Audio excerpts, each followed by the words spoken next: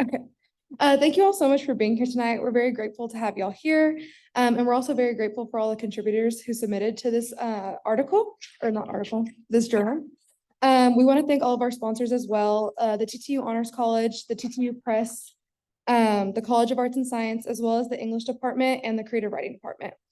I also personally want to thank Professor Cortese, because without this, it would not be possible. We're gonna have the opportunity for two of our contributors to speak, but before that, Hannah, the one who took the photo that's on the cover of the magazine, she could not be here tonight, but she did leave a little statement that I'm gonna read for y'all. And this is about what that picture represents to her. A window in. I think oftentimes we are looking for merely a glimpse into things, whether that be life, new creative facets, hobbies, or other honorable pursuits. Yet we are leery of what is on the other side of the glass. It is interesting I embark in this fashion, as there are no panes of glass separating the Prudhoe County heat of Fort Layton from the bounds of brick and dirt-lined rooms. They exist as one. It is our perception which hinders their unification. In other words, fear keeps us in hiding, yet there is light, a beaconing, an ambiance, which is not to be ignored. Instead, welcome. Fling open the blinds and bask, for there is fulfillment in its embrace. I'm now going to introduce our two presenters. The first one is Yvette Morales. Yvette Morales is a proud Salvadorian American born and raised in Houston, Texas. She graduated in August with a bachelor's degree in psychology and is now a grad student pursuing a master's in horticulture. In the future, Yvette hopes to write her own memoir about the challenges she faced during her undergrad years, and also wants to start a gardening therapy business. And Yvette will be presenting her piece, Nuestra Escape. Yvette here. Okay.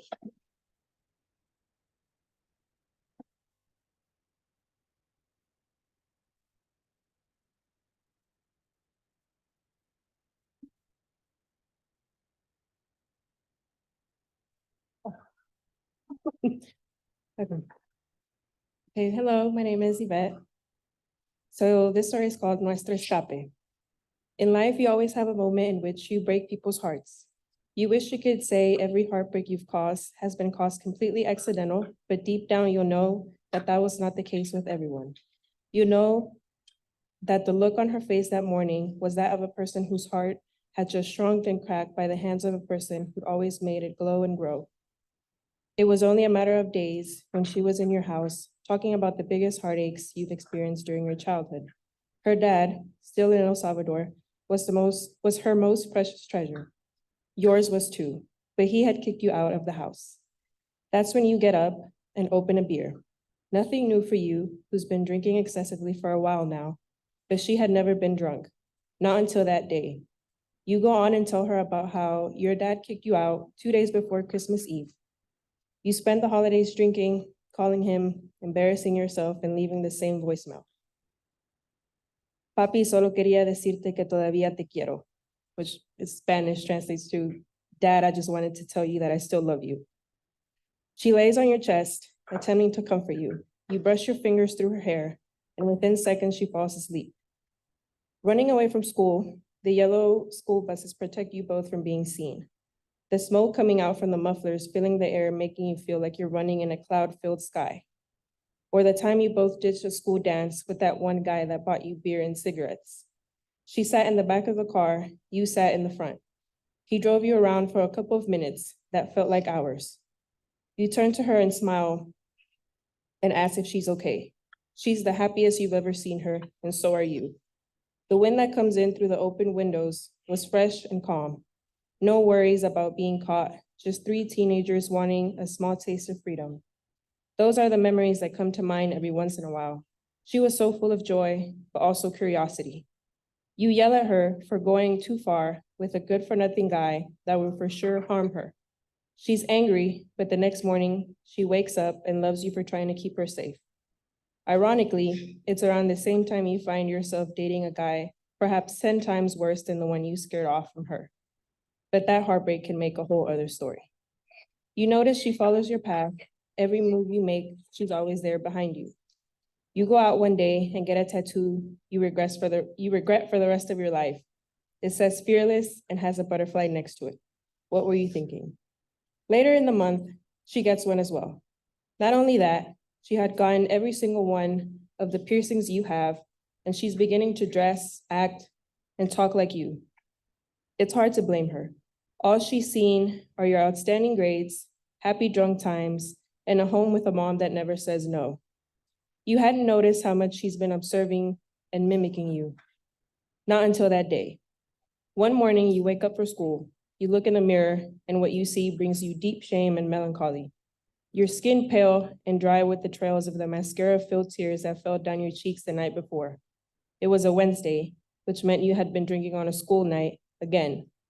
You get in the shower and shampoo your hair 3 times, hoping that the smell of smoke and alcohol go away. Maybe it did, but your mind tells you that everyone will be able to smell it at school. You think about your future and see nothing. There were no college applications, no acceptances. You had a boyfriend that was a nobody and was never going to be anybody because he had destroyed many lives, including yours. How did you get here? That day, you wait for Ingrid outside of school. You tell her you're breaking up with everything that was holding you back from being somebody, including her. She stands there looking at you, maybe waiting for you to say you're joking. But you say no more and leave her there. You leave her in the same hole you were when she found you. 4 colleges accept you, your late application. You open your phone, eager to share the news with the world, and see a video that freezes time. It was Ingrid, but she was different. She didn't have her glasses, and you think, she can't see without her glasses, and she's gonna get a headache. As you keep watching, you notice her once nighttime black hair is now tinted with green. She's got long nails, knee-high boots, and a bralette.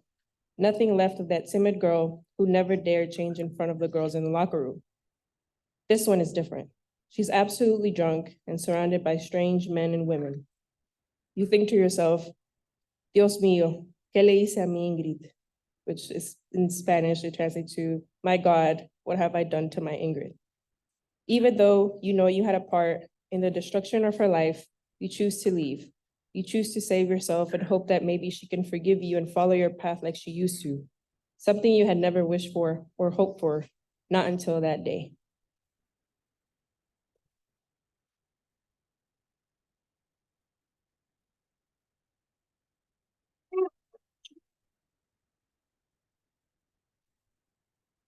Thank you so much, Yvette, for sharing. Next, we have Talia Russell. Talia Russell is a 4th-year theater major, double minoring in dramatic writing and advertising. She's an actor, writer, group fitness instructor, and an amateur folklorist. Her writing is heavily influenced by her love of folklore tales and mythology, which also led her to the student organization Raider Power of Paranormal, where she is currently serving her 3rd term as president. Talia will be presenting the piece, The Discovery of Bigfoot.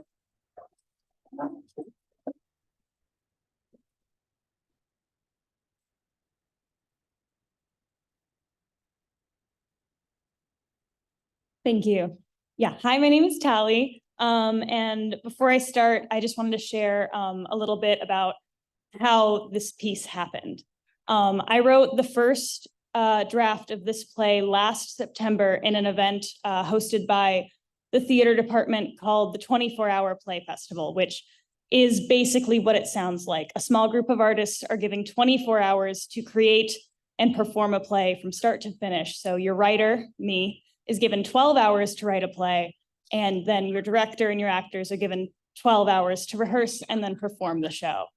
We were given the prompt mockumentary, which made me think of those early aughts hunting Bigfoot shows, where they all go out into the woods and they promise that this is the episode where they're going to find Bigfoot.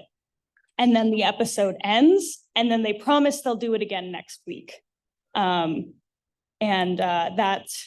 This play is about what might happen if we do find Bigfoot. I'm gonna read you the first couple pages of it. The woods at sunset. Megan and Norman enter wearing backpacks. Norman holds a big vintage camera, a la Blair Witch Project. Megan leads the way, clearly excited.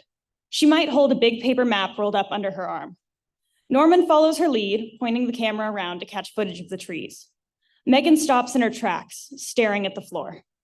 Here, see these tracks? They have to be his. They look like normal footprints to me. They could be mine.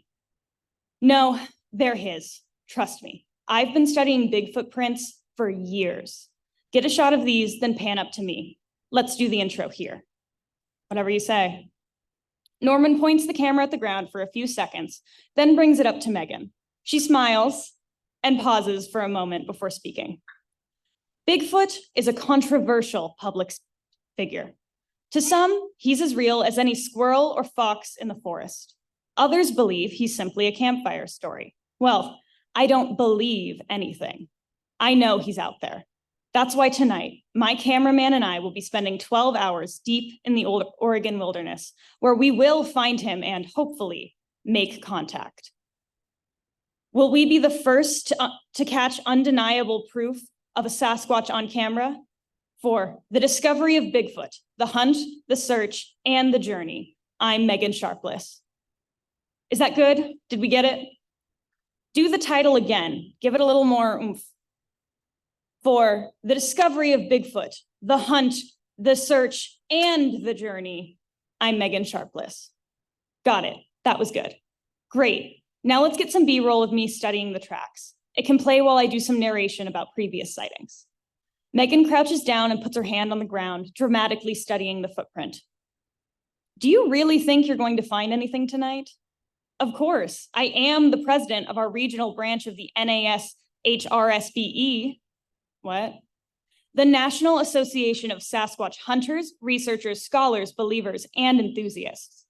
Don't you remember? I invited you to our last meeting, but you caught that weird 12-hour flu. Oh, yeah. The doctor said it was a real medical mystery.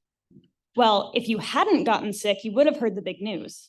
This year, the branch that delivers the most solid evidence of Bigfoot's existence will have their president attend the next annual SquatchCon. All expenses paid, and they'll be representing the entire association. They'll even get to sit on a panel with some of the country's leading Bigfoot experts. I'd give anything to be on that panel. Just imagine me shaking hands and sharing Squatch stories with Dr. James von Straudenheim. Isn't that just a dream come true? Yeah, that's something. The whole branch worked together to help me prepare for tonight. We've compiled all of the research we have. We've made maps of sightings, evidence, and possible nesting grounds. Years of work have led up to this moment. Thank you.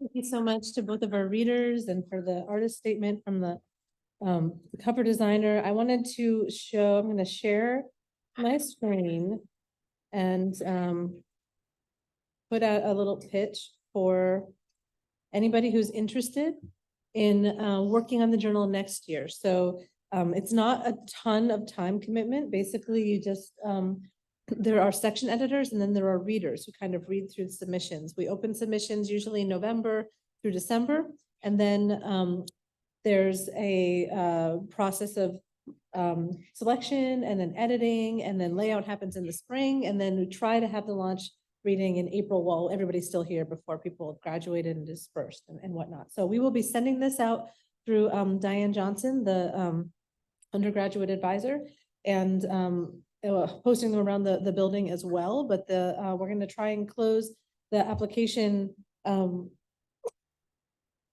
do you call it, portal, I guess, on September 29th, and make decisions soon thereafter so that we can start strategizing for the next season. So thank you so much for being here. Please take some food with you. And there's the boxes there behind the iced tea. So fill some food up for your roommates or your housemates or people that you pass on the way home or anybody. And I really appreciate you coming out tonight. It's great to see some interested people in Harbinger, and take some books. There are some copies in the back there. Spread them around if you like.